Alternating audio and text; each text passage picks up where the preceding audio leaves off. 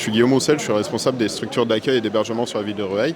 Donc depuis 1 an et demi, on a mis en œuvre en fait, pour la ville de Rueil un nouveau centre d'hébergement qui se nomme donc l'Appart, qui se veut en fait être une colocation, comme une grosse colocation pour femmes sans domicile fixe et familles, puisque cet appart accueille quotidiennement donc 6 femmes seules qui partagent des chambres et des mamans avec bébé qui elles ont une chambre individuelle.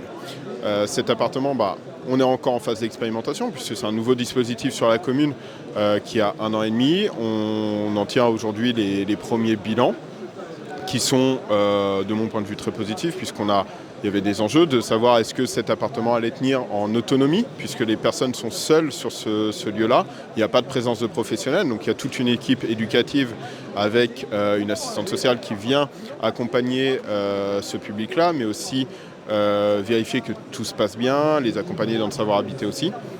Donc on est dans cette première phase de bilan, de voir comment ça fonctionne et voir si ça tient aussi dans la durée, puisque c'était vraiment un enjeu de vérifier cette faisabilité d'un hébergement comme celui-ci sans présence de professionnels au quotidien.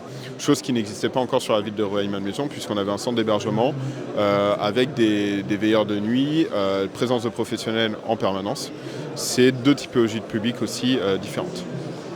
En termes de perspective, c'est déjà faire perdurer cet hébergement. Comme je l'explique moi régulièrement aux personnes hébergées, c'est leur lieu, c'est à elles de le faire vivre, de l'entretenir, de faire en sorte qu'il n'y ait pas d'incident, puisque toutes savent ont compris l'intérêt de ce centre d'hébergement. Elles viennent tous d'un parcours de 115, comme on va dire, donc centre d'hébergement collectif, 4 voire 6 par chambre parfois, ou dans des dortoirs à 50 personnes. Donc elles trouvent la plus-value de ce centre d'hébergement. L'idée, c'est qu'elles s'investissent dans celui-ci pour l'entretenir, le faire vivre aussi, et que ça puisse perdurer. Donc, et pourquoi pas par la suite ouvrir d'autres centres d'hébergement comme celui-ci.